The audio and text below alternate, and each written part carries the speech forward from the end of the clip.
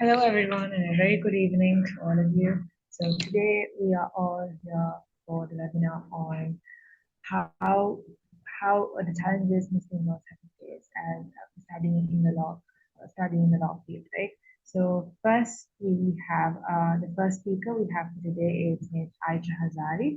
Ms. Aisha is a 19-year-old who is an undergraduate law student after having completed her LLB program, and now she is preparing to sit for her attorney at law at the Sri Lanka Law College. Along with her degrees, she has already also done mooting, arbitration, and debating competitions. She is currently working at the Environmental Foundation, Guarantee Limited, as a research assistant, and she aspires to become an entrepreneur. Ms. Aisha? Yes. Yes, so we have one question, starting off with your first question. Uh, why did you choose this stream for your higher education? What did you choose for your higher education? So before answer to your questions, I would ask you guys a question like, do you like reading? Do you like public speaking? Do you like to wear a suit? Do you like to wear a suit, and do you like to go for court and to speak or to argue in front of the judge? Or do you guys like to have a constant coffee? So then this would be the best option. This would be the best field that you can seek for. I have done a LLB degree, which means I'm a law student who have completed the LLB degree. And studying a law, I would say, is that studying a law is a huge investment. It's like it always has to be, it's a profit or a loss. It's always up to you. But so with my personal opinion, I would say that if you are going to a law school, if you wanted to choose a law as your profession, I personally think that a law school is only for the lawyer. If you wanted to become a lawyer, you study a law. You study LLB degree. Um, so then you learn something about professional ethics. You learn a professional responsibilities, and also you learn about the legal writing. So when I tell about the legal writing, it's not like it has to be a legal English. There are specific terms that has been used if you are studying a law. So it comes when you start doing the program itself, but the legal English is bit different. It's not like the students who have done English literature. So you guys have the ability to articulate a specific sentence in a more colorful way. But when you are doing a LLB degree, that game won't work here. Because if a question comes and pops up with you, and if it tells you to answer this question, so you can't keep on describing about the murder and keep telling such the murder is who has killed and the blah blah blah. You can't have those conversations. So you have to be stick to the point, and you have to be make sure that the point is very clear. So usually that is what a law student usually expect. That's what you call legal English, and you will learn if you are doing a LLB degree itself. So these are things very important that I, before going for law college or a law, before going for a law school, I always have a passion about learning these things, learning about the law, and I always have the passion to give a justice for the wrong dyer, and the one who is doing wrong, I wanted to give a punishment for them for what they are doing. So that was all in my head. So I personally, I'm a person, a public speaker. I'm a public speaker, and I was a part of Toastmaster, and I was doing mooting and debating and arbitration competitions, and I was the vice president of Moot Debate and Mock Mediation Society. So, but this is not, it actually has to be, because I was a student when I was in school. I was a person who can't uh, utterly speak at least a word. If a teacher comes up and tells me to introduce myself, I can't even introduce myself because I find so hard to speak. But I come out from that circle. It's always being engaging in webinars, being engaging public speaking. I have gone for a lot of competitions. That's how I improved myself. That's how I came to the level of speaking and being at the moment right now. So it's all about, if you have all these abilities, if it's okay if you don't have these abilities also, you can still be a lawyer. You can still enlighten in your career by doing all sort of things. So this career, it's all about a challenging, because you have to constantly know about new laws and new amendments that is happening, and you have to know about what's happening exactly in Sri Lanka. So it's all about challenging. If you love to do this, and if you love doing this, then being a law student is the best option. That's why I choose law for my future career. Aisha, thank you very much. Now, I have another question for you. What are the challenges you faced when studying a law degree? So a challenge is like, before coming to the challenges, like first challenge, usually I have never faced a challenge in personally. So like, being a Muslim woman, like you will came across a problem sometimes. That's why I told you before itself, studying law, being a law student is a huge investment. You have to have a strong mindset of achieving this. So my parents have been supported for my career, and they have been, but some of my friends, they have their parents being strict and telling them to not to go for courts. And these are few things that you always came across, but this is not something that is always put you down. This is something that always takes up. This is the bitter truth I would tell you, because these are nature, and these how it is, and this is a one way of you're going forward in life. That thing I can tell you.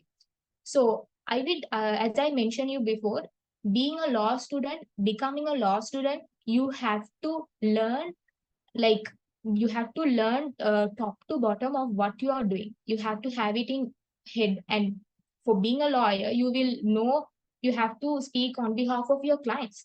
If you can't speak for yourself, if you can't speak for yourself and to figure out your problems, how you should think how you're gonna speak for your clients, someone who is relying on you, someone giving whole trust to you. Because most of the people tells lawyers are like liars, but that is not the truth. Like but there are some, but you are not the same, right? You came here to do service to the public. So so that was a one of this challenge is always, it's you can come out from that circle, then you try to speak. That thing I can give you as an advice. Being a law student, what are the challenges I was facing? The first challenge is the language. As a Muslim woman, we know for a fact we are very much into Tamil. Very recently, also there's a movie called Jailer has been released. Why I'm telling this is because like we are up to these Tamil movies and all these, and we all are fluent in Tamil, but we are not fluent in Sinhala or English. You should keep in mind that English and Sinhala are very much important for being a lawyer. If the whole court is functioning in English and Sinhala, mostly the Court of Appeals and Supreme Court are functioning in English, and district court is full of Sinhala. So I am a student who is bilingual. I know Sinhala and English both. So I have the capability to tackle both the languages. But my friends have never had the issues. They had issues with English because they were Sinhala medium students. But doing the law degree, they have learned. They were practicing themselves to learn about English, to learn the language, because the language is not going to judge you because it's just a language. Its knowledge is different. But knowing a language will help you to go forward in your life. It will help you to, especially for this career. So the way how I improved my language is going for speaking, going for Toastmaster, going for a lot of competitions. Because the first competitions I did was a debating competition that was held in University of Colombo, if I'm not mistaken. For that competition, what I did was I I wanted to say human resources. Instead, I said human rights. Just because of that mistake, I have been kicked off from the team itself, since that was my first mistake. But I have never been scared of doing the mistakes again and again, because that was one of the reason why I'm here right now. So do mistakes and try to correct it, and make sure you do not do the same mistake again. So improving your language is something is very important for you. The second challenge I was facing is that the using library. When I was in school, I have never gone for library itself. So I have never I don't know who is the library itself. So it was the time period I was in school, it was like that. But the same thing you can't do in law college or law school, because you have to use compulsory reading. It's important. I'm telling you this because reading library, it's about an independent degree. This is a degree, a law degree is an independent degree. You have to put full effort to make yourself perfect. So use the library, try to read, try to understand what the case is saying. So try to understand things. So reading is something is very important for this. So make sure you don't do the mistake that you did in school. Please make sure you do read a lot of books and try to have more ideas. As I mentioned before, it's about huge investment. It's about you are investing yourself. There is no harm. It will be end up with a loss. When you are reading something, having more knowledge, it's always assertive. So try to use library efficiently. That was the one challenge I was facing since I was not a person who is used library before. So third challenge I was facing is the mastering the material. Why I'm saying mastering the material is you learn something. This is not just academically you can show yourself. It's not just academically strictly academic. You have to do it practice. When I was a student, when I was in second year, so I usually during my period of break and during my holidays, I usually go for court. I started in my first year itself. So I usually go for court. I learned how Sri Lankan court system works. So since I studied legal English, as I told you, in order to know the legal language, legal English in Sinhala, I usually try to translate. I usually do translate in the firm like legal letter of demand. I try to learn Sinhala itself along with my degree. So then it will help me to be a lawyer. So mastering the material is something is very important. So always comes with practice. I usually speaks with my friends because my friends are doing in Sinhala medium, their law college. So I usually speaks with them. We usually share our thoughts and make sure we learn things like we share things and we learn things something back. They learn English and I learn Sinhala. So this is how it usually works. These are the three challenges you usually face in law college or a law school, but it is more easier to face it. If you, it's not that hard. A person like me who is never has gone for library has doing this degree. It's more easy for you guys to do this. So I'm hoping you guys would take laws. I think law as your future career, and hoping to meet you guys in future as well. If you guys want to see me, you can guys come and speak to me. I will also give further career guidance to you guys. So yeah, that's all about me. I would hand over to the moderator. Thank you. Before moving on to the next speaker, I would like to kindly remind all of you that if you have any questions, you can drop it in the Q&A session, Q&A section, and we'll be answering them during the Q&A session. Now, inviting our next speaker, that is Ms. Sara Bandara. She is currently reading her attorney at Sri Lanka Law College, and she gained her honors in LLB, awarded by Buckinghamshire New University from IDM Nations Campus International. She is also an old girl of Muslim Youth College. Ms. Sara, the floor is yours. So, as per the topic I've got is to speak about my experience at IDMNC. So, basically, I don't come from a legal background, and because my parents are hoteliers, and we are like the legal field is a completely a whole new different thing for me. So at the beginning I thought that it was not the right thing for me to do, and so right after A levels I was kind of confused on what I should do. So like accidentally my mom, she saw one of the posts on Facebook which IDM had advertised their LLB degree program. So she's the one who actually initiated me to do this program. But actually, to be honest, I was not at all interested in following a law program. So right at the beginning, even when I had to fill the application forms and everything, I was not at all interested because I felt that it might be a hard subject or I might not be able to complete it.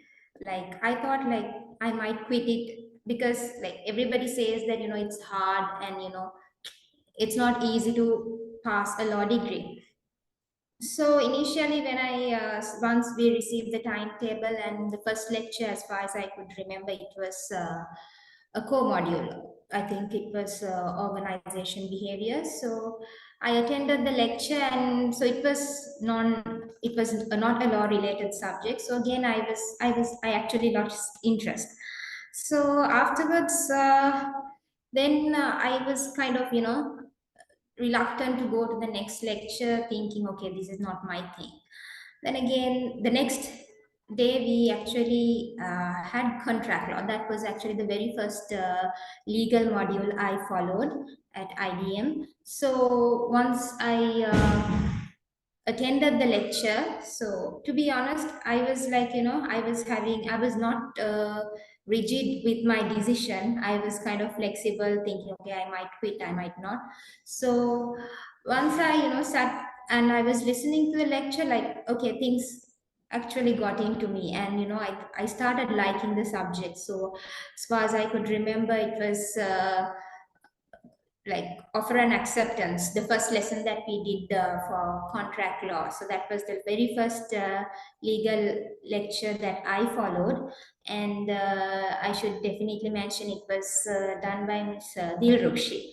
So she taught us so well, like even a student who has no idea about law will understand it at a glance, right? So it was like so clear. So that actually made me understand, so attending to that very first lecture at IDMNC, it actually made me understand, okay, fine, I should complete this particular program. So that's how I gained interest. So if not for IDMNC, I would not be doing law today.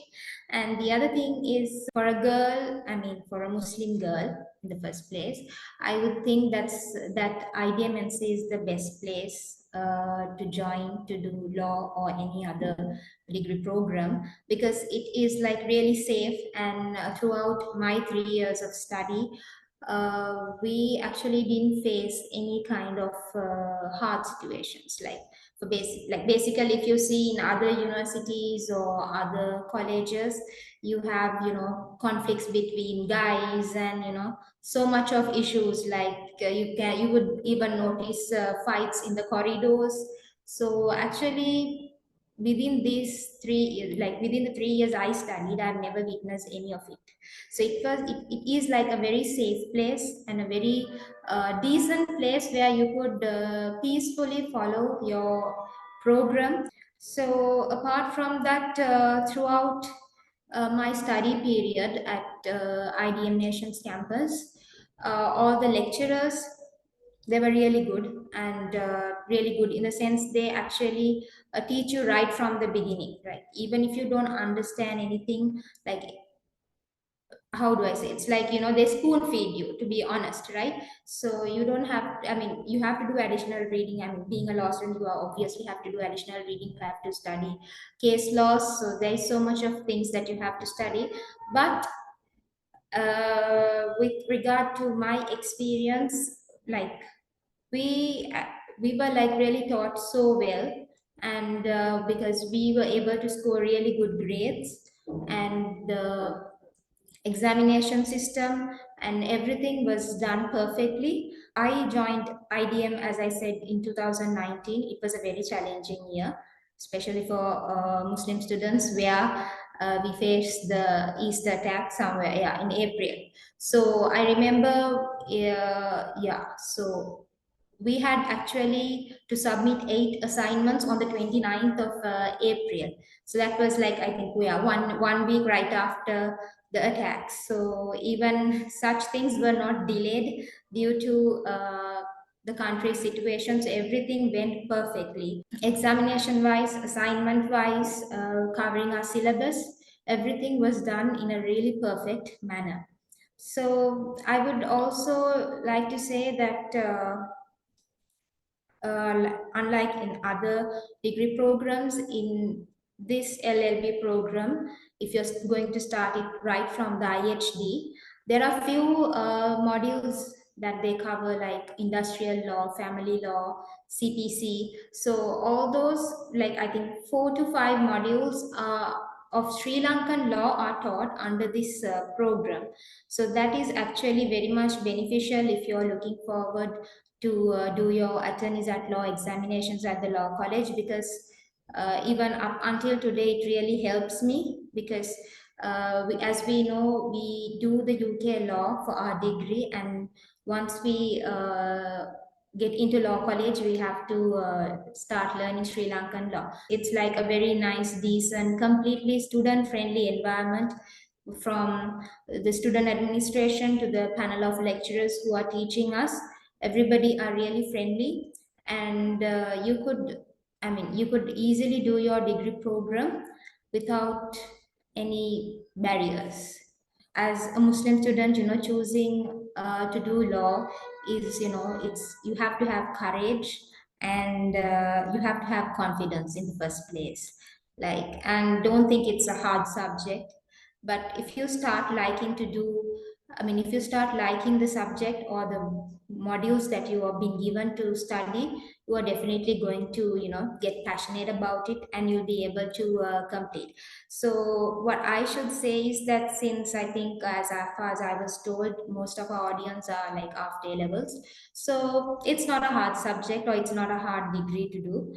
Like, if you have, because I'm an average student, so I was able to pass with a second class honors.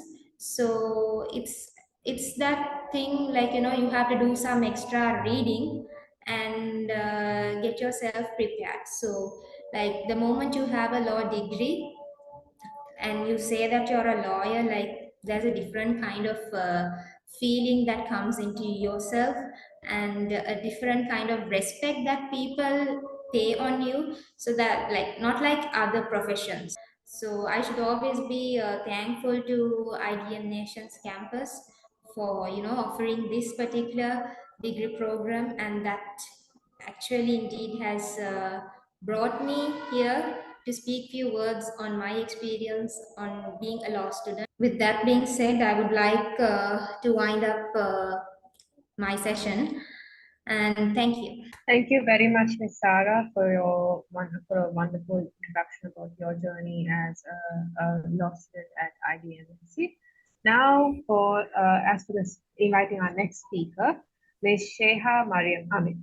She was a former president of the media unit, former secretary of the English Literature Union, and former treasurer of the Davao Club, and a member of the English Debaters Council at Muslim Ladies College for the years 2020-2021. And she was also an old girl of Ilma International Girls School. She is currently pursuing her final year in LLB honors and is a member of the IDMNC Debate and Motion Society. Ms. Sheha, we have one question for you, that is, how do you handle stress as a law student? Thank you very much, Hakima, for that introduction. Assalamu alaikum, everybody, and I think it's evening, isn't it? Yes, it's evening, so good evening to you all. I would like to start off by thanking IDMNC International and Buckinghamshire New University for inviting me to be a part of your online webinar series. What is the topic again? I believe, yes, it is Life of a Muslim Girl as a Law Student. And I was also told that my main topic for today and question, as you said, was how to handle stress as a law student.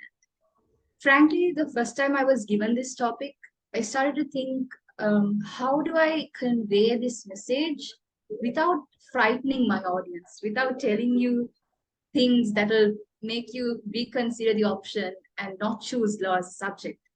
Of course, I know that amongst the Muslim community, as the previous panelists spoke, they mentioned, it's a very tough environment for us Muslim girls, because we do have strict families, and we do come from backgrounds that are much more reserved than other communities, and we do have certain limitations. So with all that, there's a lot of stress on Muslim girls as students, law students specifically. So before we get into all that, I believe that one factor must be explained very carefully to the audience, and that is the definition of stress. Now, I'm not going to define it by dictionary, that's not what we are here to do, but I believe the word stress is used in the wrong context. The moment somebody mentions stress, it's always taken in this entirely negative perspective. Stress is immediately considered something entirely negative, and that must be removed completely from a student's life. I think if you go to a lot of seminars, they will tell you you need to get rid of stress, you need to completely eliminate it from your life. Only then can you move along in your educational career peacefully. But that's not entirely true, actually. You see, stress, I think the word itself was introduced to us in, I believe, grade 9 or so, during a health, I believe that was the subject, health education, health and physical education. During that lesson, the first thought in my head was, stress is something that only adults have. Stress is something children don't have, so I don't have to worry about it. It's not my concern at all. Only after I came to A levels did I realize harsh reality that stress is an entirely uninvited guest. We just don't want in our lives, but unfortunately, there it is. So from then on, I realized that stress isn't something that I should be afraid of, because stress is entirely a human factor, right? If you're human, that is normal to you. To be stressed is normal. That actually depends on what is most important to your life. That is to say, let's take a factor that influences your life very strongly. It could be anything. It differs from person to person most of the time. For example, to me, as a third year student, for me currently, if I had to think of what's on my mind, is probably my assignments that are due, things that I have to hand in. All this is in my head. But this is something that we should learn to embrace. Yes, it's a part of me. It is stressful, yes. But I think we should not take this as the most negative side of it. The better way to put this, a better perspective so that all of you can understand, is to consider stress as a bar. If it is a bar, it starts from green and goes to red. If you take it in that perspective, it's constantly a presence in your life. It doesn't change, it doesn't vanish entirely. The point of reducing stress or handling that stress is to make sure that your stress doesn't hit the red portion of your bar and stays towards the green and yellow portion, right? If you're entirely in the greens, then you need to get something to do, something to engage yourself with in education. You need to have stress in your life. Only then you feel like there is purpose in your life, that you can really achieve something. That is also another human factor, but let's not get too deep into that. Moving on, the better way I think to explain things is by example. So I'll use this example. Let's take a Muslim girl, any random girl in this community who's doing law. So as a girl, any girl would have lots of, let's say, tasks, responsibilities. Each girl might have a responsibility towards her family, responsibility towards her parents, responsibilities at universities, colleges, whatever educational career they're pursuing. They always have these responsibilities. And if you take a total of maybe how much a random girl could have responsibilities, it would range between 8 and 9, I'd say, on the top, just the most important responsibilities. So what we need to realize is, the moment she thinks of all her responsibilities, she's immediately stressed. I have an assignment due 25th. I have another exam that's coming up. Maybe if somebody's doing an additional course, they have assignments from that coming up, and it's very hard to bear. My parents want me to do this. I have a job maybe on the side. And the moment you start to think of every single thing you have to do, that's when your bar hits the red portion. That's where you get stressed. That is the part that we are trying to handle as of today, right? So the moment our head is clustered with so much of responsibility, we tend to lose track of what we are supposed to do. So the better way to organize and handle all these clustered thoughts is, and I strongly believe that this is the way, is to manage your time. Now, a lot of people often tell me this sentence. It goes, I'm sorry, I can't join you today. I'm so busy. I'm so stressed. Or maybe you heard sentences like, no, I can't do this. I'm too tired. It's very often to hear these sentences amongst students in general. So, like I said, the main cause for all of that is your lack of time management. Here's the better way to deal with that. When you have issues related to time management, my first advice that I give to a lot of people that I do still implement in my educational career is I tend to jot down points. In the sense, I would take something of a notebook, maybe of some sort, and just jot down what are my responsibilities. What do I have to do in the order that I have to prioritize? What comes first? What can I delay? What can I put off for a good amount of time? By organizing our responsibilities, it's so much easier to manage what we have to do first and what we have to put down last. For example, let's assume you have, as a law student, you will definitely be, just blasted with assignments, and you will have probably per lecture, you might get roughly 3 to 4 books to read before the next lecture starts. That is how it usually is. And now you have that too as another responsibility. I have to finish 3 textbooks or this amount of reading before my next lecture starts. That's in 1 week. So I have 1 week to read 3 books. How am I going to deal it with my assignments, my other work, my job? So if you implement this process of jotting down what you have to do first, I believe you can find an organized manner to carry out those tasks. For example, if you have an assignment that's due, you don't necessarily have to jump onto that assignment that very day. What I encourage people to do is the moment you learn something, you go back home and you write a draft. You write a draft which is not really the exact essay, but rather is just points that you think this would be good for my essay. This would help too. Points like that. We include points like that in a draft, just a random piece of paper. The following day, you take another 2 hours and you think, okay, I've got my points. I'm going to now categorize them, put them to where I want them. What comes in the intro, what comes in the body. These could be just a couple of sentences. It doesn't really have to be a paragraph. By doing things like this day by day, you're gathering facts, and only in the span of 2 hours. In the span of 2 hours, over, I think, 5 days, you could have probably collected more than 3,000 words easily if you stick to your time period, right? So at the end of that period, when you look back at your work, you'll realize that you have a completed draft with all the answers in it. And all you need to do is sit down and compile it into one solid assignment. So by doing assignments in this manner, it's very easy to organize your work, because then per day you have to work on this assignment for only 2 hours, right? And by working 2 hours, you have so much more time to commit yourself to so many more things that you have to do. 2 hours maybe for this assignment, you can spend an hour or 2 with family, another hour or 2 trying to figure out how to cook something.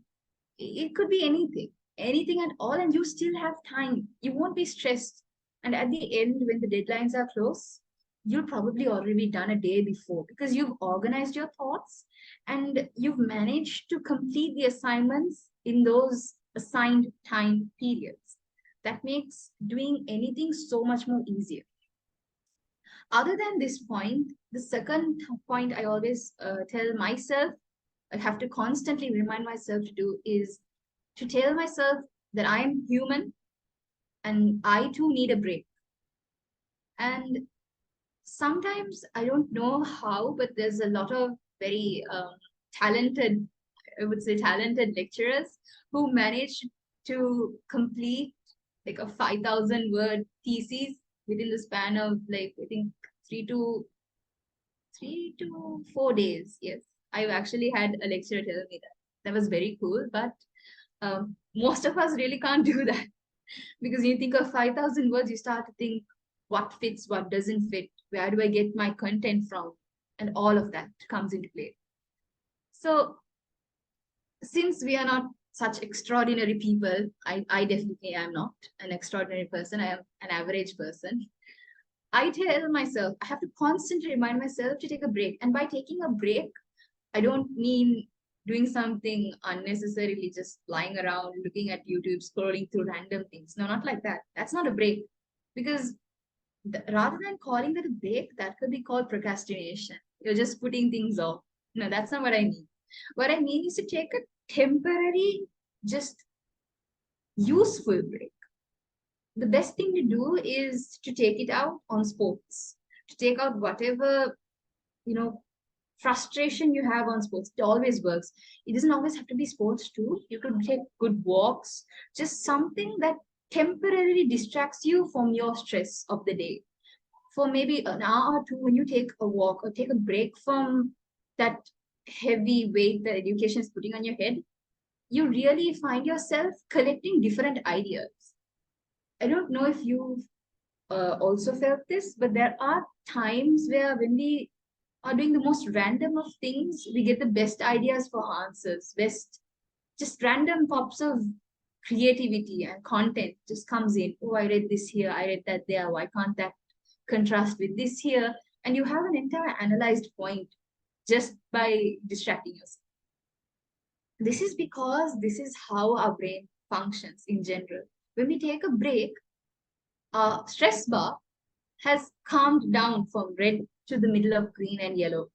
And by that time, we're able to organize our thoughts, collect our ideas. And when we get back to the assignment, we have that idea still in our head, and that could contribute to the assignment. And it could actually be considered as, I think, a solid analytical point if you put it in the right words. Now, other than organized thoughts and time management, I think my last point, this is actually a very important point to mention, is I can't believe I'm telling this over and over, but I tell this to myself too. I'm still learning this process, but we are humans, not owls. We aren't meant for the night. Many people do tend to stay up late all the way up to 3 o'clock and study. No, by doing that, you're really putting yourself in a bad situation, because not giving your head or your brain particularly enough time to recover is only putting more stress on it. You're just forcing your brain to do something that it doesn't have the energy to do.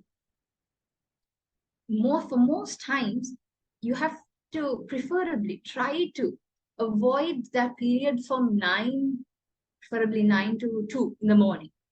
Get some solid sleep. A solid 6 to 7 hours sleep will definitely put you in a better mood and re-energize your brain and re-energize your body too for the next day's work. By staying up all night to do, anything, it could be anything really, assignments or projects or theses, you're putting this immense stress on yourself. You're not giving yourself enough time to recover from what's happening in your current day-to-day life, right? So by taking this time away from your body, the only one losing is you, frankly. Rather, this is another really good advice I have to tell myself again and again, but I wish somebody here would actually implement it. I do hope to implement it in the future, is to sleep from 9 to maybe 3, and then get up at 3, and then try studying at 3 o'clock. I think many of us here know that even in Islamic context, even if our parents would often tell us this, that the morning tahajjud time is the best time for education and for prayers, because it really, really, really does work. I have done it a few times before. when I'm not sleep deprived. And it truly works. I get so much work done, and better work than I would do at night. So by doing so, by implementing that, how to say, sleep from 9 to 2, mandatorily sleep from 9 to 2 time, I find myself, gaining back concentration. I'm able to focus more on my day-to-day life, and I have more energy for the day. So I guess those are the 3 points that I wanted to mention. I hope that everybody here, especially those who want to choose law as a future career, could take these points into your daily life, implement them, and as our previous lecturers also encouraged you to choose law, I wish you do too, because it's a really fun career. That is, if you truly want to do it. And I think it requires an immense amount of dedication and love for the subject to actually do it. With that being said, thank you everybody for listening to me, and thank you IDMNC International for the opportunity, and hope you have a good night, everyone. Over to you, Hakima. Thank you very much, Ms. Sheha, and thank you very much for sharing how you coped up with stress as a law student. And now moving on to the Q&A session. So yes, the first question I have is for Ms. Aisha. That is, did you do any subjects which related to law during your A-levels, or is it necessary to do a subject related to law in your A-levels? To be frankly, I didn't do A-levels. But I can answer that question because the question is pointing out whether what is the law subject itself is related to A-level. So initially in the stage of 2020, the mandatory is mandatory to have all level qualifications. You need to have a credit pass in maths, English, and either Sinhala or Tamil. So, but now the law has changed. The amendment, it says A levels, you need to have credit pass for all 3 subjects. So but for A level is not needed. Like it does not mean like you have to do law to do a LLB program. No, I'm a person who have not done A levels, and I have done my LLB degree, and I have awarded for second upper class degree also. And now I'm practicing in the sense that now I'm actually planning to sit for attorney at law as well for law college. So it's not a matter of A level, but if you if you are very passionate about law and learning it earlier as possible, so then you're more than welcome to study. So there is no harm in studying it. Yes, Hakima. Yes, thank you very much, Ms. Aisha. Now, for this next question, I think Ms. Sara would be the best to answer this question. So, do you have any second thoughts on whether the college you were applying was the best college for you to pursue your degree? So, like I told you at the beginning, I didn't have a proper rigid mind set in the first place to do law, right? So, I actually wanted to do something related to hospitality, and then likewise, so as my parents, my mother, she actually chose IDMNC for me. And so while I was doing my degree program, like maybe within the first semester, I think it was the best place for any law student to do their law degree. So because one important thing I should mention is that in most of the time when it comes to doing law, the lecturer actually intends that you know what the subject is, what the topic is. Like you should actually have a prior knowledge. But actually at IDMNC, like even if you didn't do any referencing on the relevant topic before the lesson, like you can sit and you will definitely understand, because the lecturers are really good, and they teach you on point, and they teach you to the point that where you will understand. So like even up until this day, I still remember the first case I learned, that is Carlyle versus carbolic smoke ball case. That was the very first case that I learned in contract law. So you see, I remember every detail about the case fact. I mean, about the case facts and everything, because it was taught to us so well. So there was no second thought or intention for me to, quit IDM and go to another college or anything, because I think that was the best decision I made. And if you are having any interest to do a law degree, I think IDMNC should be the best place. Thank you very much. The next question I have is for Ms. Aisha.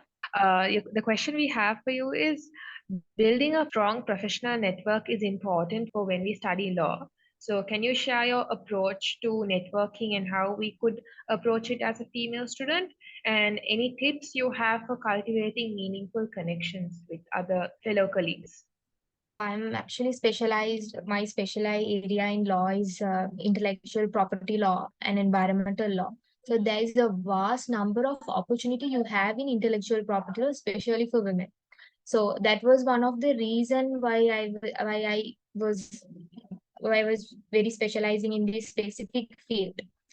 Also, doing so building a strong professional is always comes with the communications, like when you have good communication with your colleagues, and to have, because at the end of the day you are a lawyer, you have to have more cases. So it's all about the communications, taking that communications in a way that is not morally like affecting you. It's always up to you, like not doing, because that's what I told you earlier. So there's don't like do in a very right way, do it in a correct way.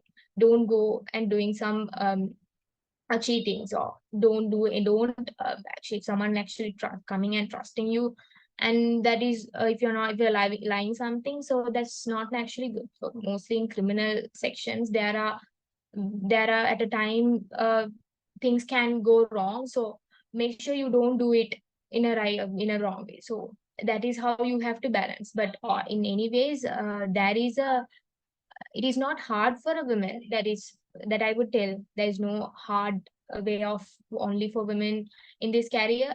Yes, there are discriminations, but there are problems you face. It's a matter of your mindset. Like, don't take it into your head and just move on and just face. And if this is not work, then try to go to another way and do it.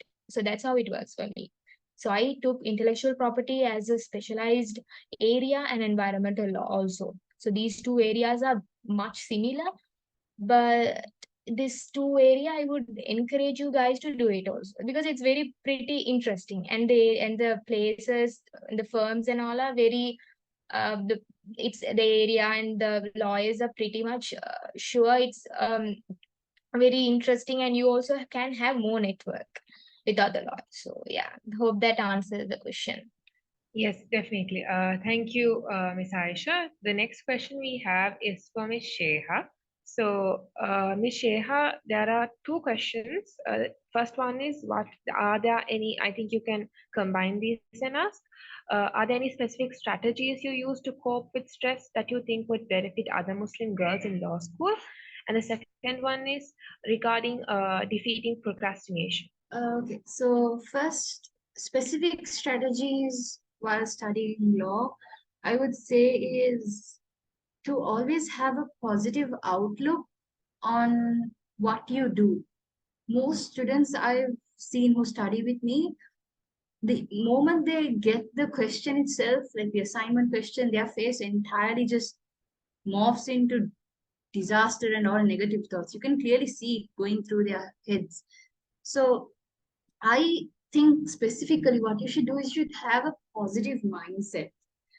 Even if you take it in Islamic context, depression is not really something that there is room for.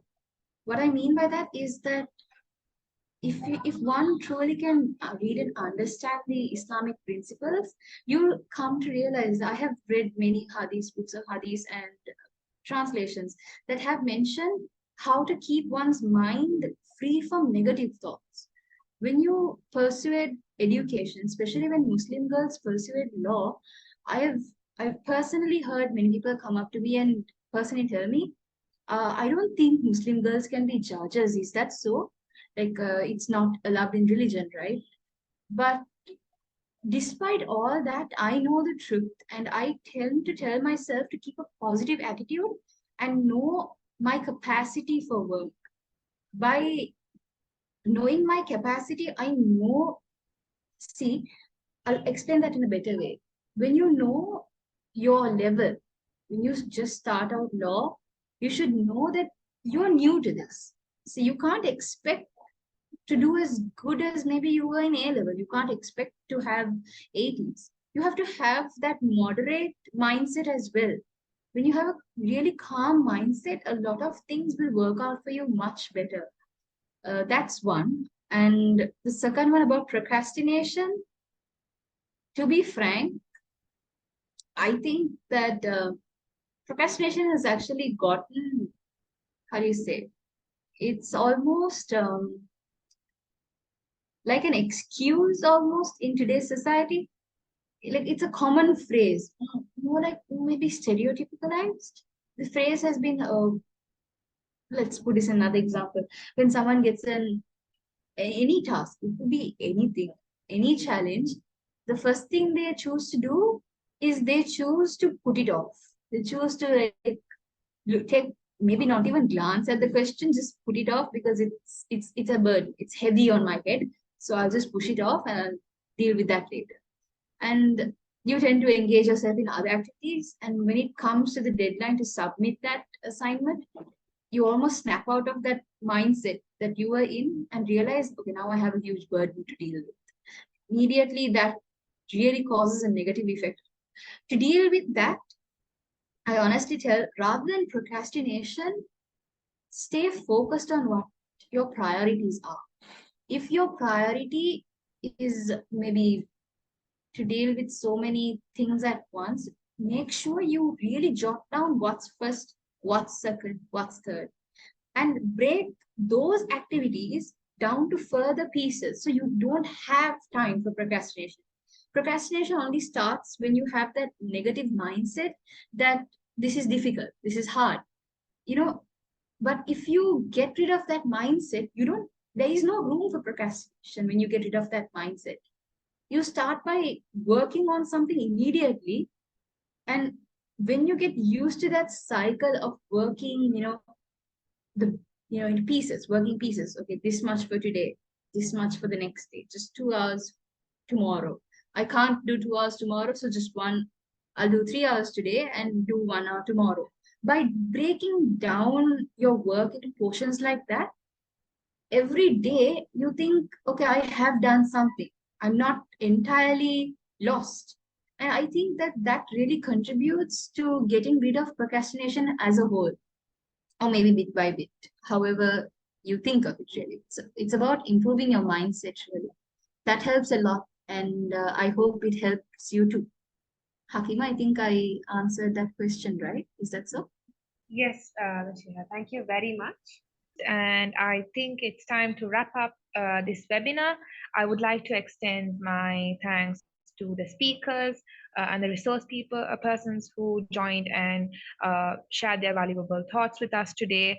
And I would like to thank all the participants who joined this webinar. And of course, my heartfelt thanks goes to IDMNC for organizing this webinar.